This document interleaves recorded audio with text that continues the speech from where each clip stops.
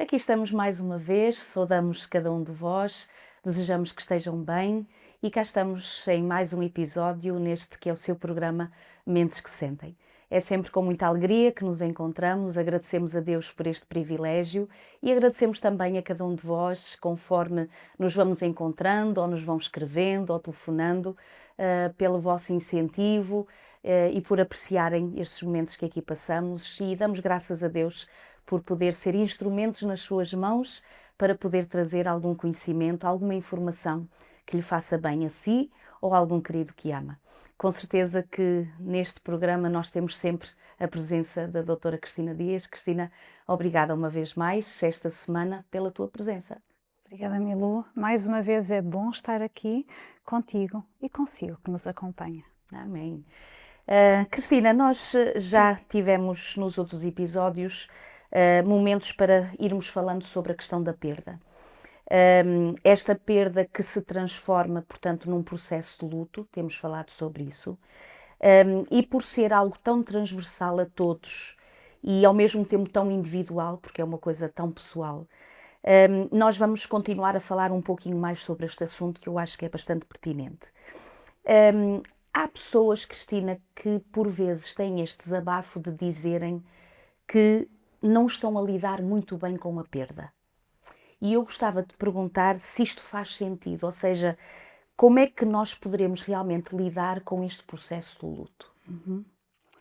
Obrigada pela questão, Milu. Ela é muito pertinente e mesmo que nós não ouçamos uma pessoa dizer isso, certamente esta dúvida terá passado pela mente de alguém que possa estar a lidar com uma situação destas.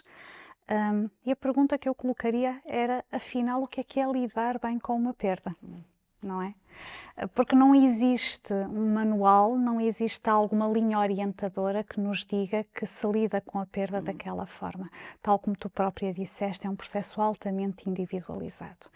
E tal como já referimos num ou noutro episódio, quando nós estamos perante uma perda, pode ser, por exemplo, a perda de uma pessoa, tu não perdes apenas uma pessoa, tu perdes uma identidade, tu perdes papéis, tu perdes muitas vezes uma estrutura de pessoas à tua própria volta. Então, é quase como se existissem duas realidades. Quem passa por um processo de perda e vivencia um luto, utiliza muitas vezes esta expressão. É como se estivessem duas realidades paralelas e torna-se estranho. E temos tendência a comparar com a nossa experiência passada. A verdade é que, apesar disso ser natural de fazer, não é saudável, porque tu nunca mais vais voltar a ser a mesma pessoa. Tu não és nem melhor nem pior. Não és a mesma pessoa, és diferente, porque aquela perda de alguma forma integra a tua nova realidade. Agora, existem algumas coisas, e hoje em particular gostava de que nos debruçássemos um pouco sobre situações mais práticas. Existem algumas coisas que podem ajudar a pessoa a gerir este seu processo de luto e a gerir esse seu processo de perda. Poderão fazer sentido para alguns, para outros nem por isso. Portanto, aquilo que eu desafio àqueles que nos ouvem é que vejam o que é que faz sentido para si e tentem implementar caso estejam a passar por uma situação destas.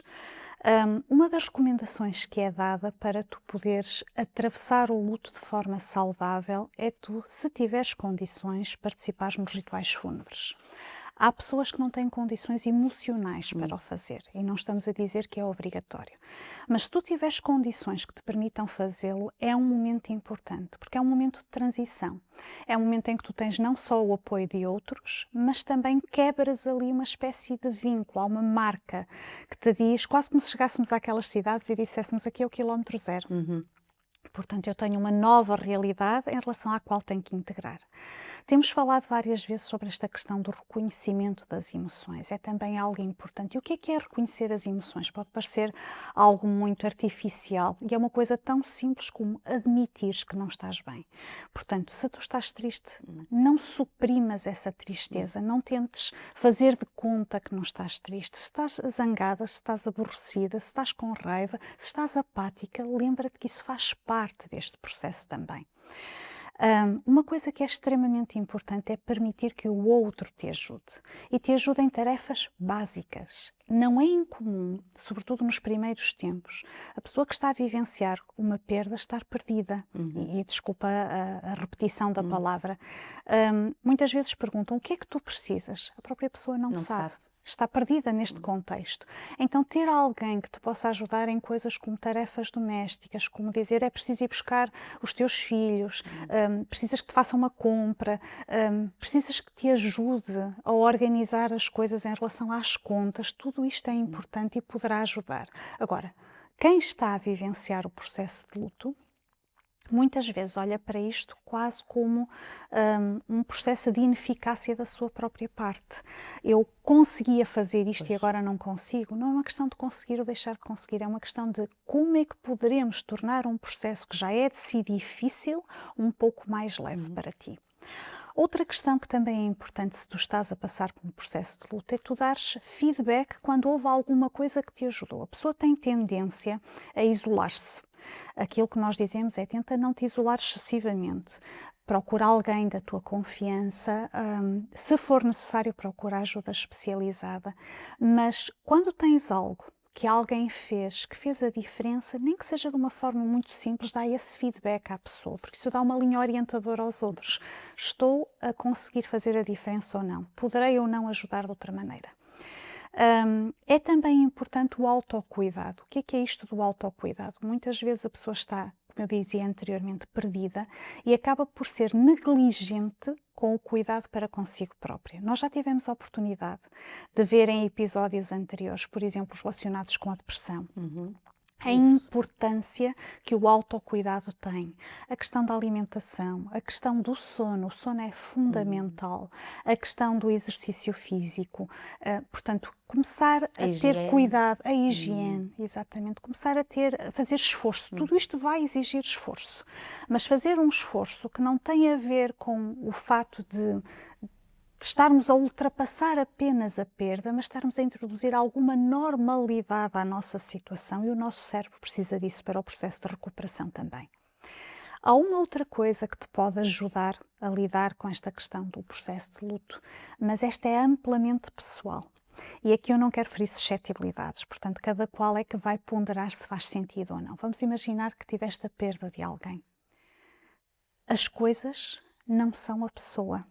Portanto, o que é que eu quero dizer com isto? Poderá fazer sentido para ti, para lidares com este processo de perda, desfazer-te de algumas das coisas que aquela pessoa tinha, sem estares a desfazer-te da pessoa propriamente dita. Enquanto que há pessoas que dizem: eu não consigo fazer isso, é quase como se eu estivesse a afastar as memórias. Portanto, aquilo que cada qual tem que avaliar individualmente é: fará sentido para mim? Está-me a trazer conforto ou está-me a trazer reviver a dor? Portanto, é outra situação que poderá fazer algum sentido de forma prática para lidar com este processo de luto. Não quer dizer, no entanto, que mesmo essa pessoa que tenha dificuldade em se desfazer das coisas do seu querido ou daquele que partiu, em determinado tempo e oportunamente o possa fazer, Exatamente. Só que naquela altura não o consegue fazer, não é? Exatamente. Mas às vezes nós temos, não é incomum ouvir determinadas pessoas dizerem que parece que estão a atraiçoar a memória daquela outra pessoa. Não é a coisa que significa a pessoa. Claro que pode haver algo que seja simbolicamente mais importante para ti, mas poderão haver outras situações que não te estão a fazer bem e tu não estás a ter noção disso. Então, é uma questão de ponderar. Manter as rotinas. À medida que for possível, começando a recuperar as rotinas do trabalho, da escola, do dia-a-dia, até de atividades que eram prazerosas. Mais uma vez, o nosso cérebro precisa disto para integrar a questão da perda. E depois existem outras sugestões, que mais uma vez são individualizadas, mas que ajudam no processamento da dor, sobretudo a questão da dor. Poderá fazer sentido tu escreveres uma carta de despedida à pessoa. Tu sabes que a pessoa já não vai ler a carta, mas organizas um bocadinho as tuas ideias, processas a dor, dizes aquilo que faz sentido para ti dizer, independentemente de ser algo que tu consideras positivo ou não, e depois decides o que é que vais fazer com aquela carta, de alguma forma. E pode ser uma carta que se transforme num diário. Esta é outra estratégia. Terapeuticamente, muitas vezes é aconselhado que tu tenhas um diário do luto. Nem que tu escrevas uma ou duas frases apenas naquele dia. Mas nada te demonstra tanto a tua evolução como olhares para trás e veres algo registado com o qual já não te identificas totalmente. Provavelmente não com aquela intensidade. Isto mostra que está a haver uma evolução também.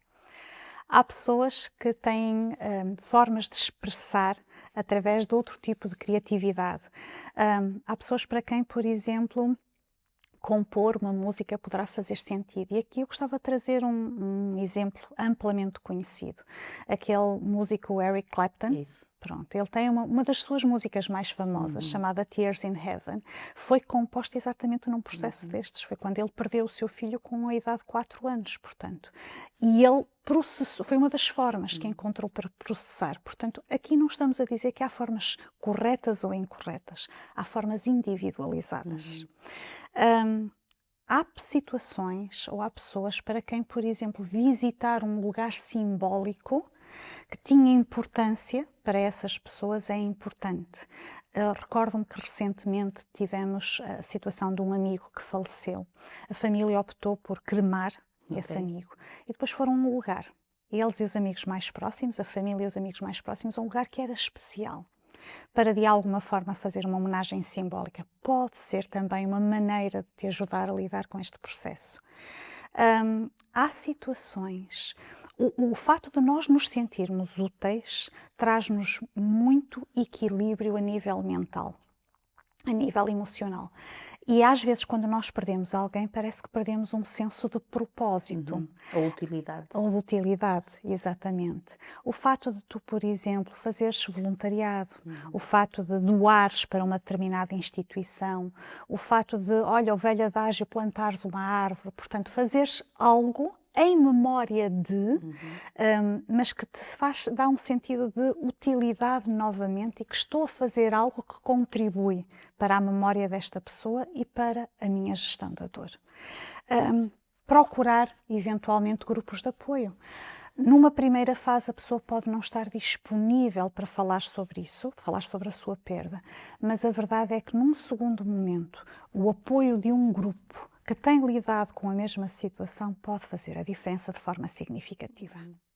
Nós vamos continuar este assunto, com certeza muito pertinente e que faz parte da vida de todos nós. Vamos apenas fazer uma pausa e já voltamos. TV Novo Tempo, o canal da saúde, o canal da esperança.